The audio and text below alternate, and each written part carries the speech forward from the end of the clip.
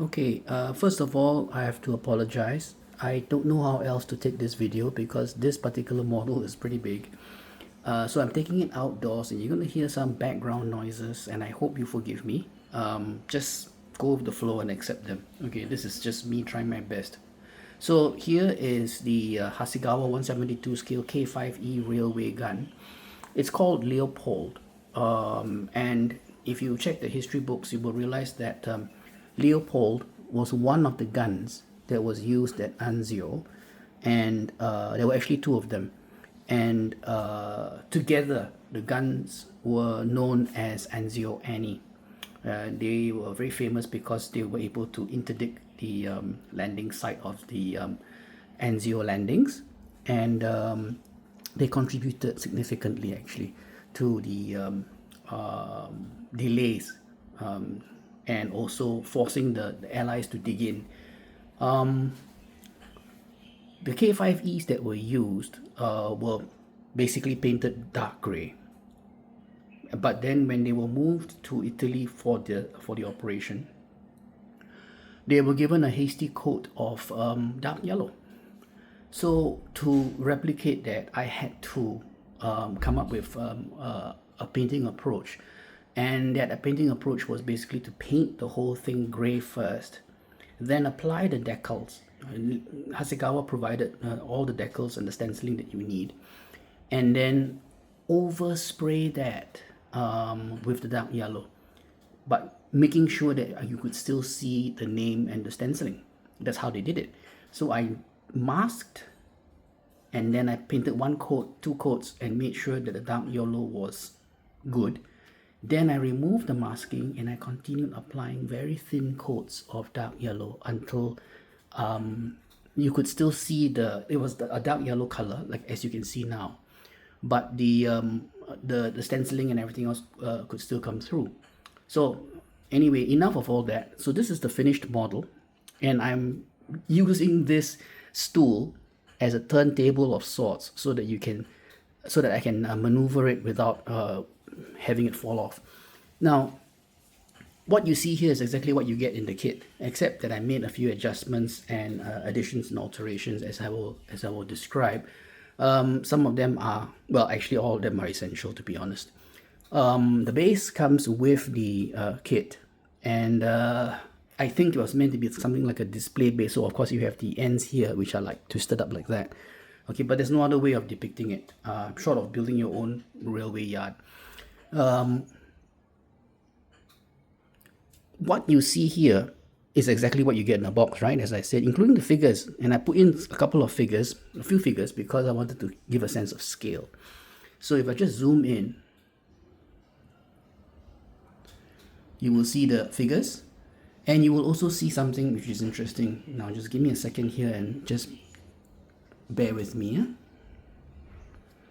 There. So if I zoom in a little bit more, you will see the figures, and you will also see the first major modification that I made, which is this little thing here, which I have no idea what it is. I had to open up the breech this way because the breech slides out, right? But it was closed off. So what I did was that I had to build this thing, scratch build it out of plastic strip and rod, and build up the interior of the breech itself. Okay, the breech itself has got more added detail on the back end, but not that much was required. That little loading tray thing down there, that came with the kit. Okay, right. So let me just zoom out again. Now, what I like about the kit is that it comes in a form which allows me to play around with it. So, like for example, this thing. This is the ammo handling trailer. Okay. Now, if you lift that off, you see the gun for what it is. Basic with the bogies on either side, bogie assemblies on either side, and the main gun itself. Right, and this thing here is the ammo handling compartment, and it has a crane and everything else. And the second major modification I had to do was to recreate the cradle down there. with a bit of carving, hacking, sawing, and everything else, and using plastic guard again. And of course, I had to make sure that the cables were on sufficient tension just to hang down a bit. Now I'm going to put that aside because I wanted to show you this. What I like about this kit is that it is actually quite well detailed. Now just give me a second. I'm going to do that. Oops. Yeah, completely movable.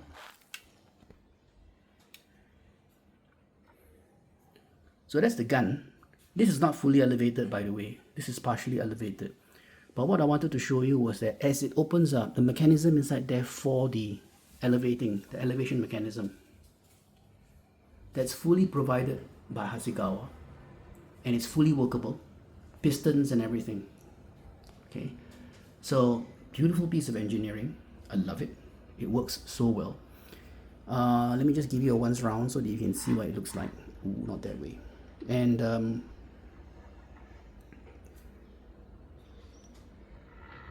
okay, there you can see a bit more of the pistons.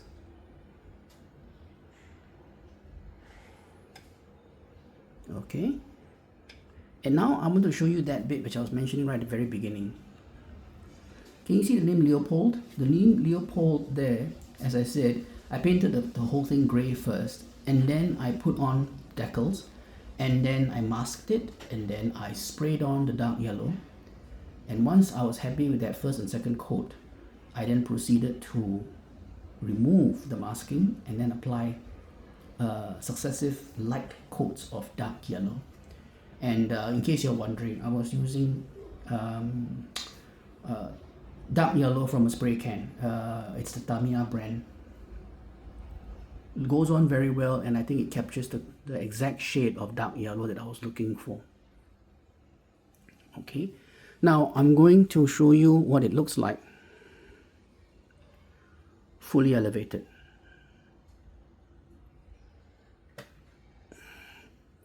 I hope I can do that without destroying a lot of things.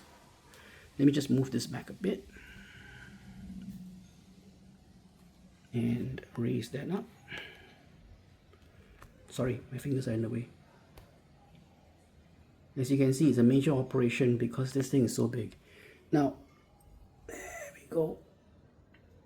Hold that down, make sure that doesn't move around. That's about as high as it would go. And it looks very impressive already like that. I don't have very much to show you as a means of comparison, but it's a spray can of paint. Okay. But yeah, it is big. And again, this side has the same Leopold name as well. So let me just show you that. Let me just adjust it without getting my fingers in the way again. And there you are. Leopold. And now you can see some of the other stenciling and everything else on it. Now, an interesting point to raise here, and which I think is a discussion on the internet. The question is, what kind of grey was the K5E painted? Some people would argue that the K5Es, because they are railway stock, rolling stock, was actually painted in Reichsbahn, right? Can you see that name down there? Reichsbahn, Deutsche Reichsbahn Grey. Deutsche Reichsbahn Grey just simply means German railway grey. Of course, other people would say, well, this is a military item, and so therefore it should have been painted German grey. Now, there's a subtle difference between Eisenbahn grey and German grey. Subtle. But because I figured everything was going to be covered under a layer of dark yellow anyway, I just went ahead and grabbed the available can of dark grey that I had, which was, well, it so happened, Tamiya dark grey. So it's Tamiya dark grey, German grey, and then oversprayed with Tamiya dark yellow. Okay, so that's me coming clean on that. So speaking of clean, I like the configuration of Leopold like this, without the ammo handling trailer at the end, or ammo trailing ammo handling carriage at the end, or the ammo handling cabin at the end, sorry. But for completeness, and we modelers love completeness, that goes on top there. Adjustments.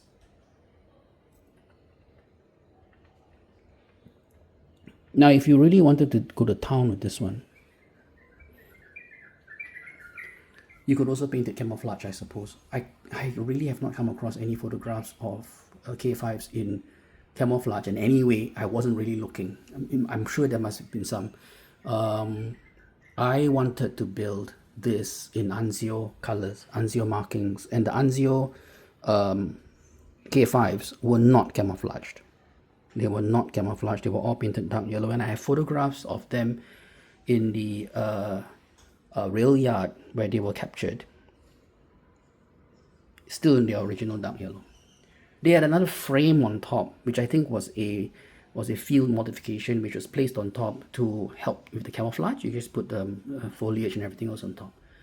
So anyway, this is my K5E, and I'm glad I'm able to finally share it with you. I know it's been some time, because I first did a out of the box look, or rather what's in the box look at the kit quite some time back. I think almost 8 years back, but and I built it shortly thereafter, but I never got around to taking this video and talking about it because of other requirements and constraints and work and stuff like that.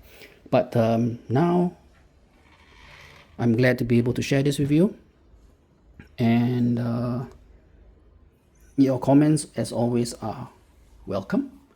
Please do continue to look out for my videos.